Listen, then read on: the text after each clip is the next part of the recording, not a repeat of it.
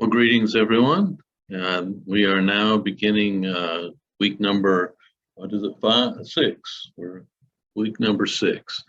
And we're going to begin a series of lectures on the rise of secularism in the U.S. We saw in week 5 the historical background to the U.S., where Christianity has had influence and was expected to have influence on the founding of the nation and for its ongoing success as a new experiment in rulership, government, and so forth. But we were seeing at the end of that last series that there were some challenges to the idea.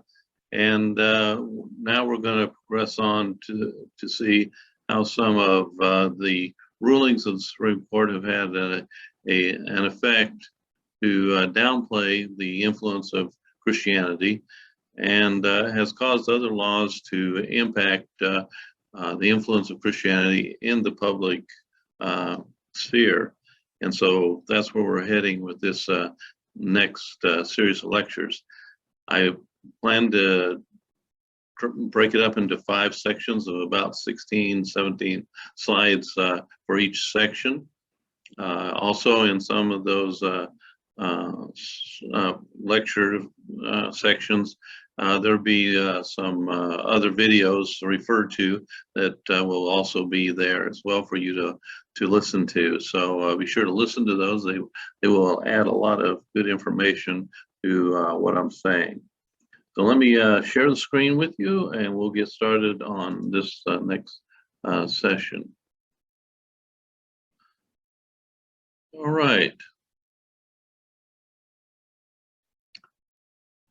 This rise of modern secularism, and you can see up here as for Christianity is Christ, us, and to the world. But down here at the bottom are some logos that indicate a secularist thinking, and so they have their own logos, like the shame as the cross as an emblem and symbol for our beliefs. They have symbols for their beliefs as well.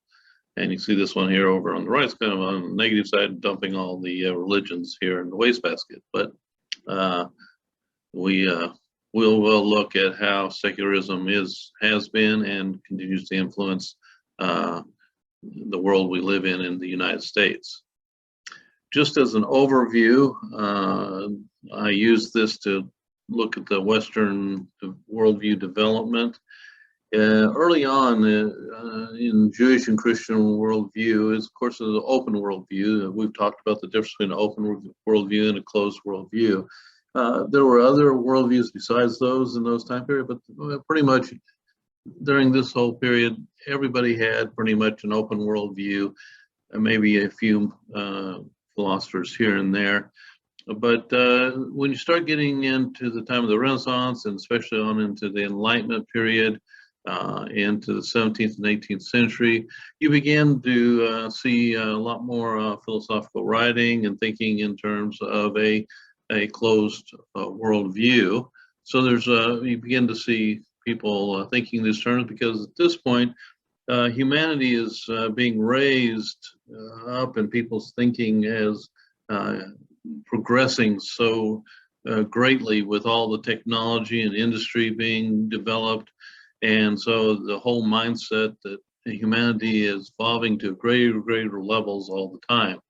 And this gets pushed even further on into the 19th and 20th century, where modernization and technology and media is growing tremendously.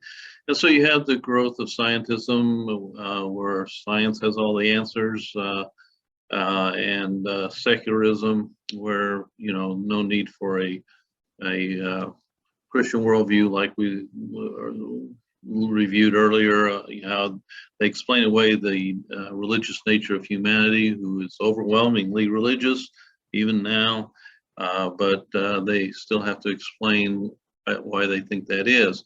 Well, this gives rise to a split from a worldview, an open worldview, or the Christian foundation to a secular worldview.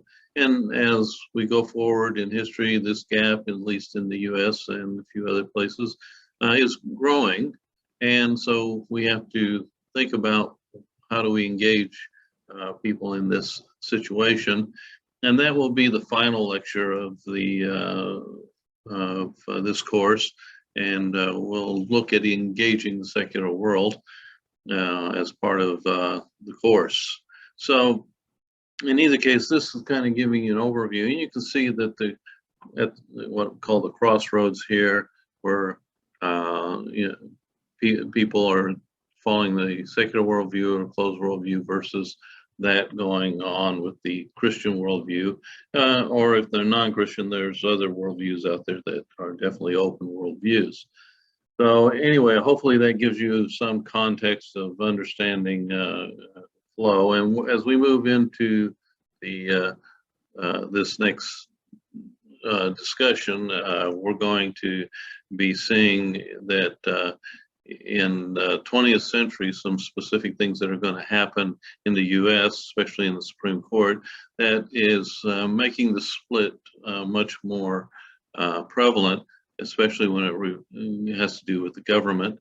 So we need to keep that in mind. All right, so if you break this where the crossroad is, you have the Christian perspective, but you have these sectors, which we'll talk about later in one of the lectures, are sectors that are highly influencing the world we live in the US. And a lot of these are really pressing for more of a secular worldview. And so we as Christians have to engage in all these sectors, as you are with the knowledge sector right now by being in a university course. And of course, here we will be using knowledge sector to help understand the Christian worldview, but also to understand the secular worldview so we can better engage with the world we live in. And so we'll be coming to these things later on in further lectures in this series. All right, so we talked last time about the First Amendment, the idea that the government can't establish its own religion, and it cannot prohibit people from practicing their religion. And so that seems pretty straightforward, but that is not so much the case. Because the U.S. Supreme Court since the mid-20th century has interpreted the First Amendment as if it requires this wall of separation we talked about last time that came from Jefferson's writing to the Danbury Association, the Baptist Association. And he talked about a wall of separation between church and state. Meaning it's not only prohibits the government from adopting a particular denomination or religion as official, but is in violation of the free expression clause, has regularly at this point into the 20th century ruled to limit religious expression in the public sphere. So public schools, public events, government events. So from prayers to passive displays of the Ten Commandments, which previous to this time had been allowed for the first 150 years of the existence of the U.S. There wasn't a problem with it, but a particular Supreme Court ruling would set a precedence for other cases that come down that would limit the expression of religion in the public sphere, which is not based on the Constitution.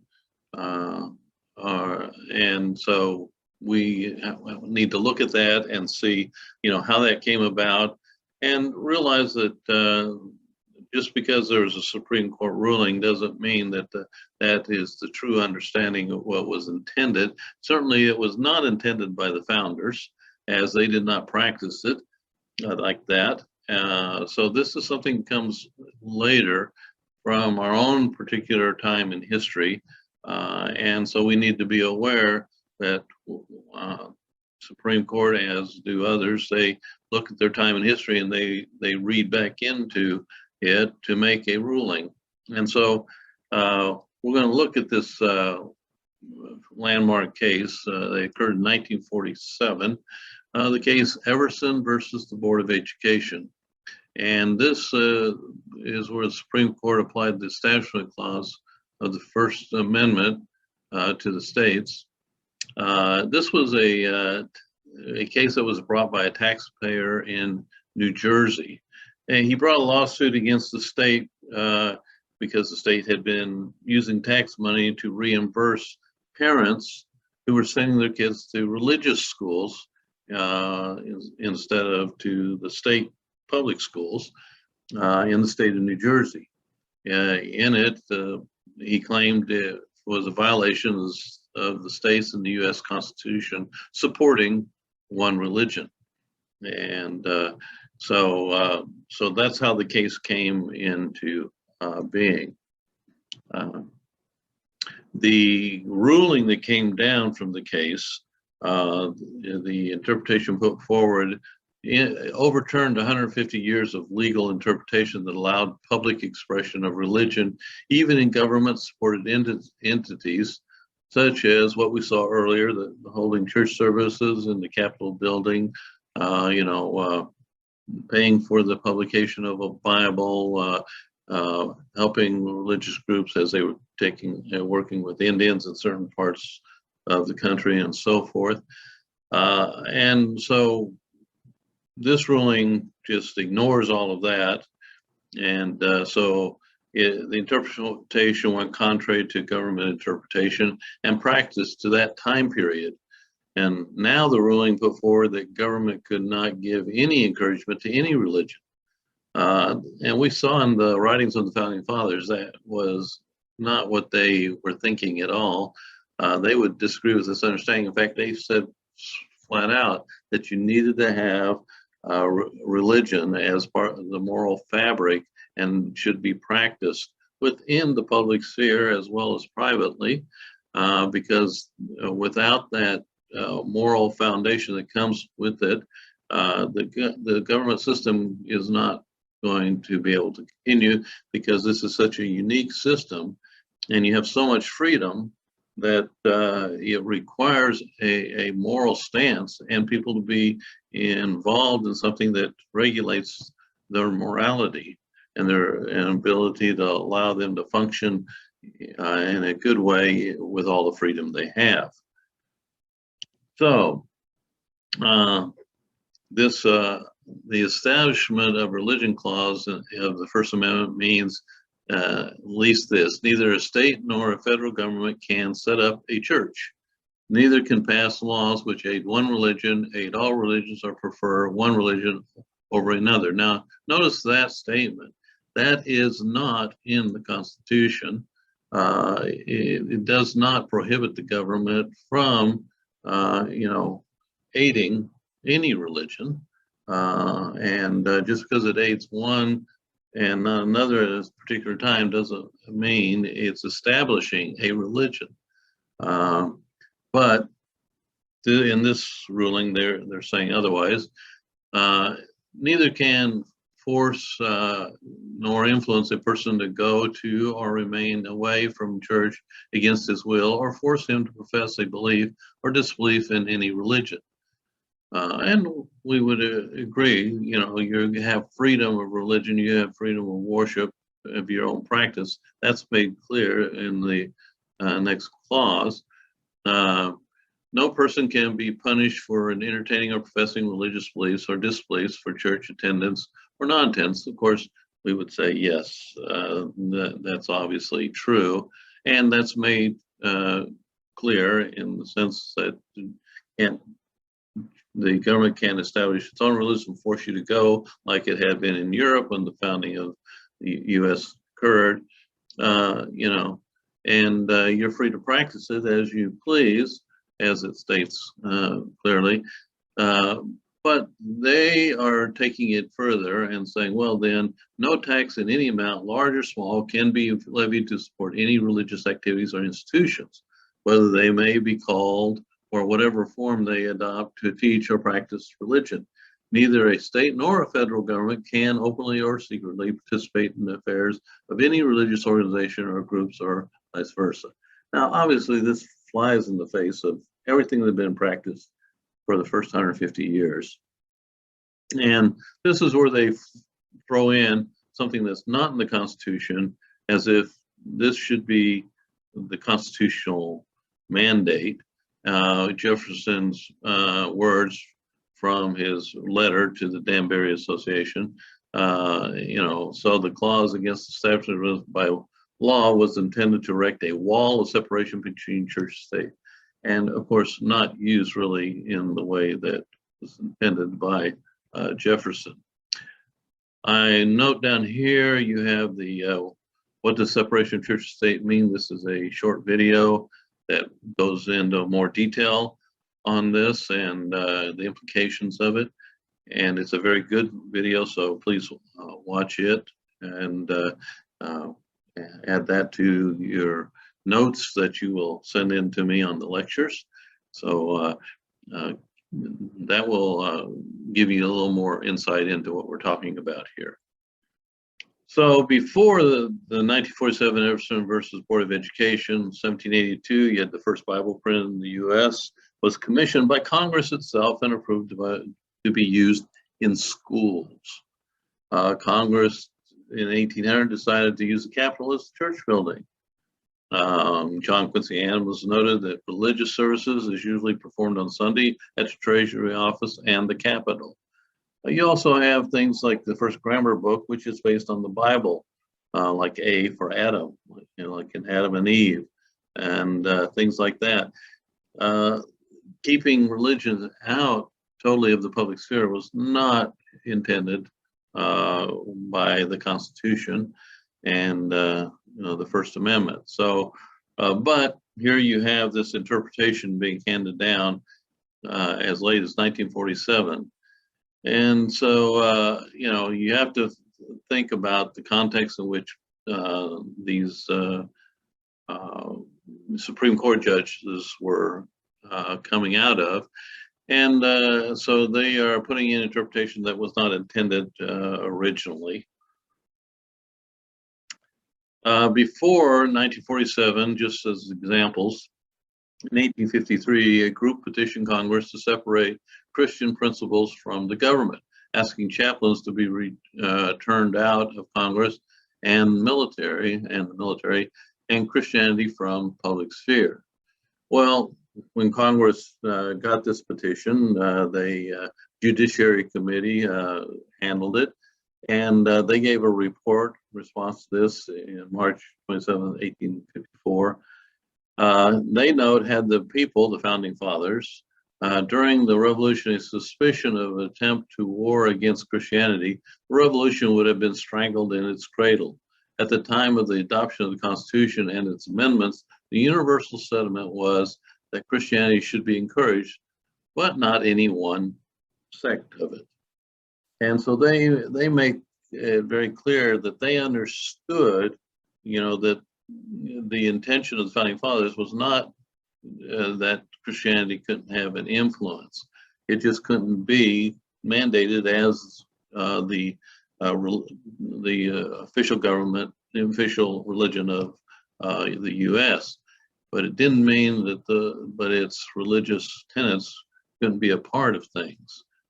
Well, you had another incident where there was a Supreme Court case. This one had to do with an immigrant worker contracted as a rector and pastor for a church. The U.S. government claimed this was, whatever they were doing was illegal, but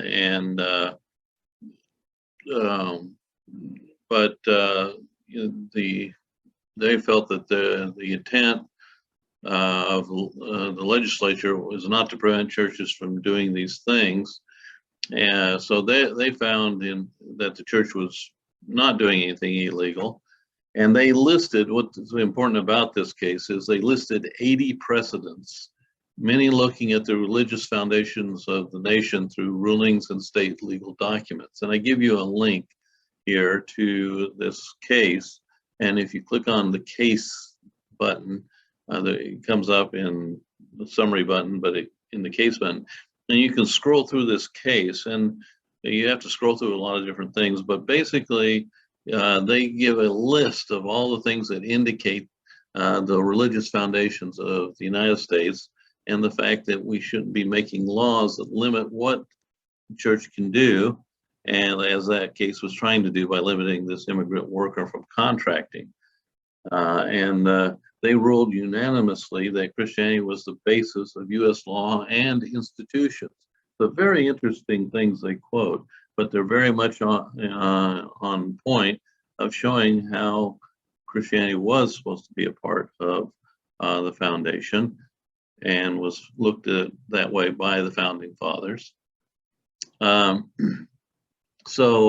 Here's some examples. If we examine the Constitution of various states, we find in them a constant recognition of religious obligations. Every constitution of every one of the 44 states, at that time 44 states, contains language which either directly or by clear implication recognizes a profound reverence for religion and an assumption that its influence in all human affairs is essential to the well-being of the community. This recognition may be in the preamble, such as is found in the Constitution of Illinois in 1870. We, the people of the state of Illinois, grateful to Almighty God for the civil, political, and religious liberty which he has so long permitted us to enjoy, and looking to him for blessings upon our endeavors to secure and transmit the same unimpaired to succeeding generations. So here's just one of the things they quote in this ruling, that most of the constitutions of the states, early states, they recognize the need for the religious foundation, which was basically Christianity. And so they point out a number of these. Here they go on to say, if we pass beyond these matters to view the American life as expressed by its laws, its business, its customs, and its society, we find everywhere a clear recognition of the same truth. Among other matters, note the following. The form of oath universally prevailing, including with the appeal to the Almighty, the custom of opening sessions of all deliberative bodies and most conventions with prayer, the perfectory words of all wills in the name of God, amen. The laws respecting the observance of the Sabbath, with the general cessation of all secular business, and the closing of courts, legislation, and other similar public assemblies on that day. In other words, talking about Sunday and how Sunday is part of a religious view. The legislature and other similar public assemblies on that day. The churches and church organizations which abound in every city, town, and hamlet, the multitude of charitable organizations existing everywhere under the Christian auspices, the gigantic missionary associations with general support and aiming to establish Christian missions in every quarter of the globe. These and many other matters which might be noticed add a volume of unofficial declaration to the mass of organic utterances, that is, a Christian nation. In the face of all these, shall it be believed that a Congress of the United States intended to make it a misdemeanor for a church in this country to contract for services of a Christian minister residing in another nation? So they're back to the point of that case, but in dealing with it, they're pointing out the incredible significance Christianity has and was intended to have on the U.S. Government system. So a lot of stuff in that one that goes with what we've been talking about. But this would continue. That 1947 case it would set a precedence for further interpretations along that line. And so a significant one is Ingalls versus Vitale in 1962, ruling that a state-sponsored prayer, the New York Board of Regents wanted to have a non-denominational prayer to recite in school. And so here you have, a public school in New York, and they said, well, we want to have just a non-denominational prayer, generic prayer, say at the beginning of school. And this is what it was. Almighty God, we acknowledge our dependence on thee, and we beg thy blessing upon us, our parents, our teachers, and our country. And amen. Now, students were not compelled or encouraged to participate, so it was up to the students whether they wanted to participate or not. Well, 11 of the 13 judges who considered this ruling, first of all, let's just say the ruling was that they could not have that prayer in school. But as they had other judges look at the ruling, they felt like the ruling that they couldn't have the prayer would be historically wrong and itself constitutionally objectionable. And when they gave this ruling to say that this prayer was unconstitutional, they gave no precedence citing the case, which is, considering the other cases that we saw earlier, who gave a lot of precedence for why they ruled for the religious aspects to not be infringed upon, those religious activities. We can see that here it seems strange that they don't cite no precedence, but they are interpreting things from their current perspective and may not want to consider the historical precedence of the nation. Well, the chief judge of the New York Court of Appeals said in regards to this case, Engel versus Vitale, not only is the prayer not a violation of the First Amendment, but holding that it is such a violation would be in defiance of all American history, and such a holding would destroy a part of the essential foundation of the American governmental structure. Now, here is one of the judges, the chief judge of the New York Court of Appeals, going back to the historical precedences and saying, no, it really flies in the face of everything else that we have historically for the precedence of religion being allowed to have its presence in the public sphere. It can't force it on it. The government cannot enforce a specific religion. And but yet here they are enforcing the non-practice of something that people should have the freedom to do if they so desire. Well, here in this case, you really get a redefinition of the meaning of religious activities, or the meaning of church, to mean any religious activity. The establishment of church, in the idea, the First Amendment is an official church for the nation, but here they're saying church is the equivalent of any religious activity. And so they're saying, well, if you let this activity go on, like the prayer in public school, that's establishing a church for the government. And that is not really the case. Religious activity was allowed without the establishment of an official church for our nation. But here they're changing that definition. Now, government must not allow a public religious activity. And so this is where you're moving away from what the Constitution meant to making church equivalent to any religious activity being practiced in the public sphere. And so related to some of these issues, religious freedom and so forth, there's a good 5-minute video you need to refer to that will help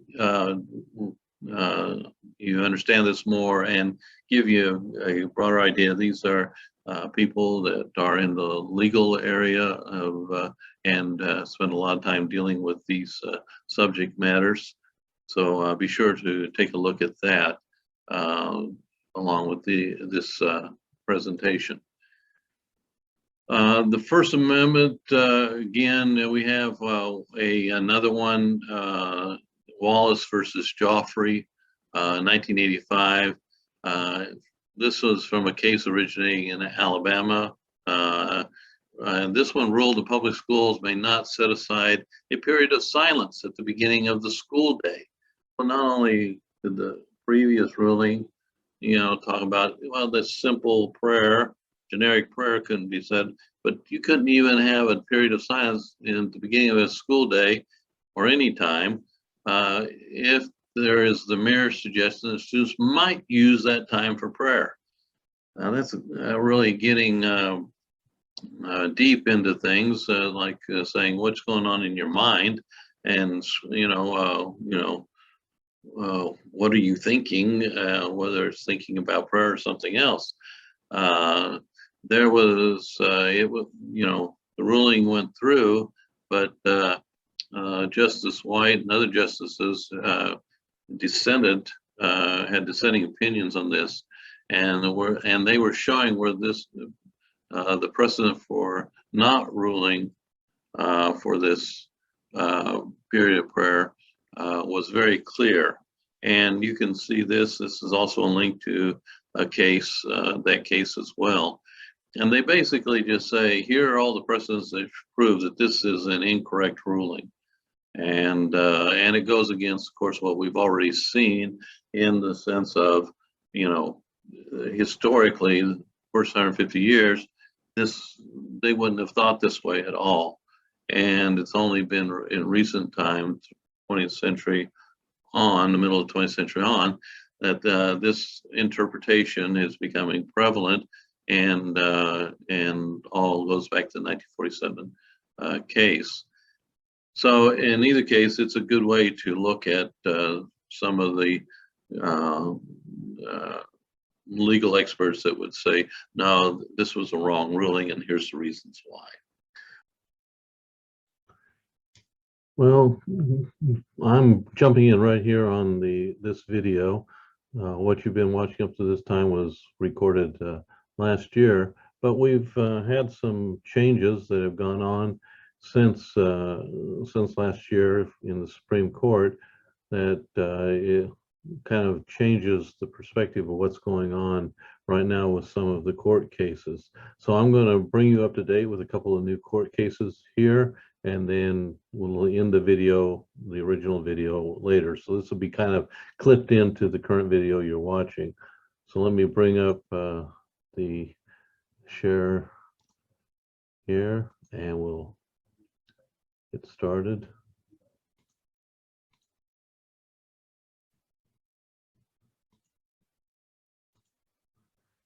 Okay.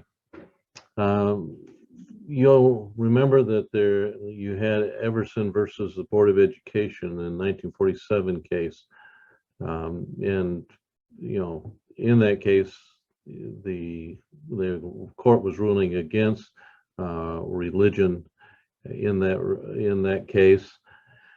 And so we now have some cases coming along that are reversing some of that, and the involvement in religion, having religion in public spaces like schools and so forth, is changing. And so we have this current case that just was decided by the Supreme Court, Kennedy v. Birmingham School District. And this was about a coach who was praying at the end of football games, and he was told that that was not legal, and he took it to court.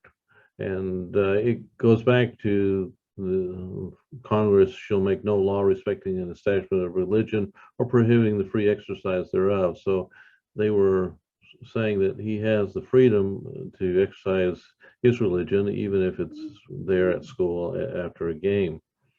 The legal team for Kennedy argued that the coach's expression fell within the bounds of speech protected by the First Amendment. And 6 of the 9 sitting U.S. Supreme Court judges agreed that that was the case. And so here you're seeing that they are reversing some of the things that were said back in 1947 with Everson versus Board of Education, where to where it was before that time, when it was allowable to have expression of religion in public spaces, schools, or at the Capitol building, or wherever it might be. And so this court is kind of taking it back to that time period. And so you have this statement made: the Constitution and the best of our traditions counsel mutual respect and tolerance, not censorship and suppression for religious and non-religious views alike. So they're saying the Constitution defends this kind of expression, whether it's religious or non-religious expression. So this court case is reversing some of the later court cases from 1947 on down.